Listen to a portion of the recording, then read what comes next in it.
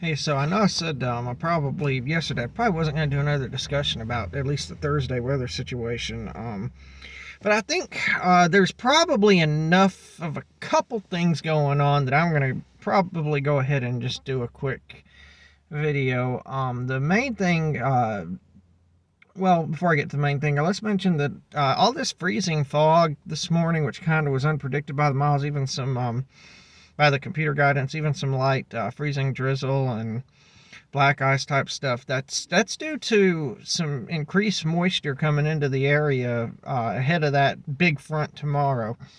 Um, Models really, I don't know if I should say the models didn't really pick up on it well. There's just really no trigger forcing mechanism right now to really squeeze the moisture out. So we're getting this freezing fog and stuff, but it is moisture that's going to be in it's resident moisture that's going to be available to work with when that Siberian front comes through tomorrow morning. And with the little area low pressure developing along it and some a shortwave trough axis, a post frontal trough axis, a little mid-level layer of phrotogenesis, that's basically the cold front, the Siberian front in the mid levels of the atmosphere higher than the ground level is lagging behind the actual area where it's on the ground. So let's say Oklahoma's right here.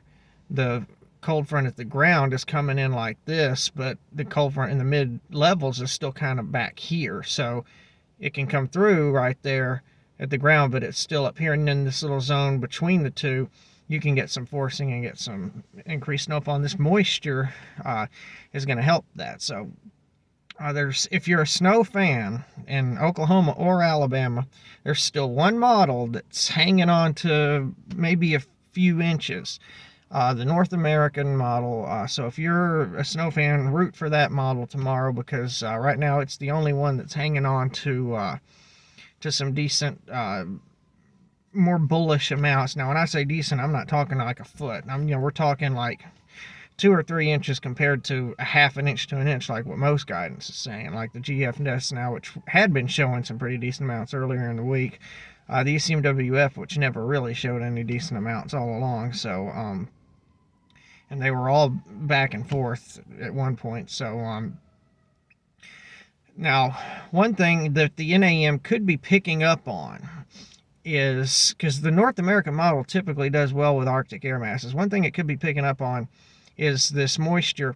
And when the cold front hits it, it's going to squeeze out. It's because the Siberian air is so much denser than the resident moisture, the air mass that the resident moisture is in right now. So it's going to squeeze when it slams into that, just shoots through it. It's going to shoot through way quicker than the moisture is going to exit the region. So there's going to be moisture behind that front.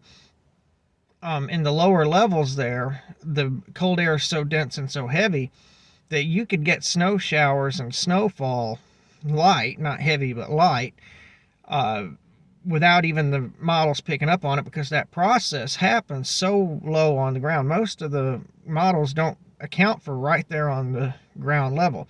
Most of the readings they take, they're up high. And it's very similar with radar. Now, there's no readings you take with radar. Radar is a real-time thing, but the radar was originally invented by the military to see if there was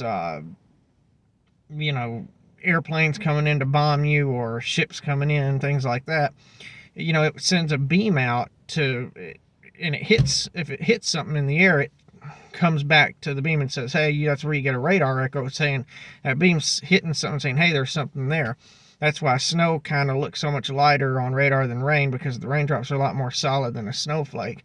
But anyway, the radar beam keeps going straight. It doesn't curve down, but the Earth does curve down.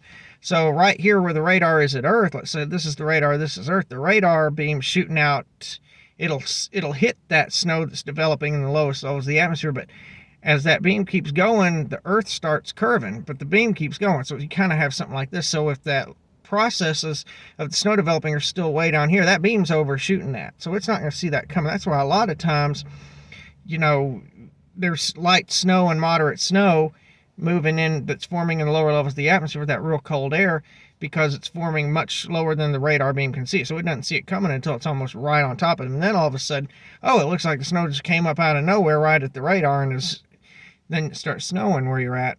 Or it's been snowing where you're at and you didn't see it on the radar. If you live away from the radar, it could be snowing over you. And you're like, well, the radar's not showing it's snowing here, but it's snowing. Well, that's why, because you're further down.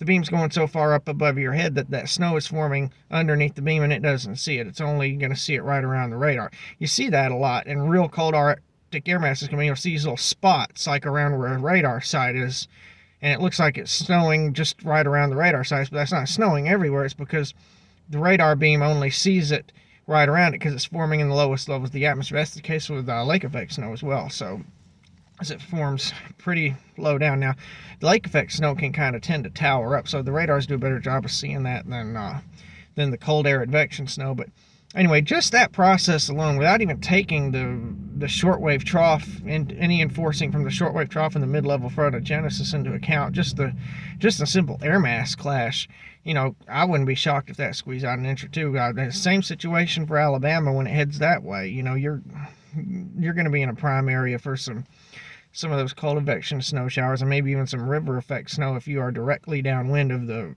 way that the wind is blowing over the lake. And then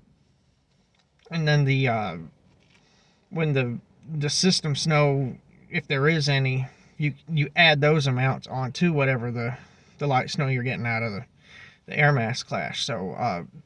So it's still worth watching. Like I say, really tough to pin down any amount. And even if we do get, let's say Norman or Oklahoma City does get 2 or 3 inches. It winds 60, 70 mile an hour in wind. What's going to happen? That's going to blow it all over the place. It's going to blow it off the roads. It's going to drift. So you're going to have little drifts in some spots against fences or against trees that are, maybe 6 or 8 inches. And then, in open areas, like it looks like it didn't happen at all. So, even if you do get 2 inches or 3 inches, it's not going to be a pretty 2 or 3 inches. So, now this morning, the Christmas Eve system kind of backed off again. That's no surprise. It comes and goes. I totally expect it's going to be back tomorrow or the next day. Whether it's there or not when the event unfolds, I don't know, but it just comes and goes. So it didn't surprise me at all. I was totally expecting it to, not totally expecting, but I was suspecting it might not show up on today's runs, and it didn't. So even if that one comes to fruition, you're still probably talking 2 inches at the most, and some of those totals might be heavier more to the southwest than in this area. But there shouldn't be as much wind with the Christmas Eve system, though. That'll be more of an overrunning situation, so that'll be a pretty snow if that happens.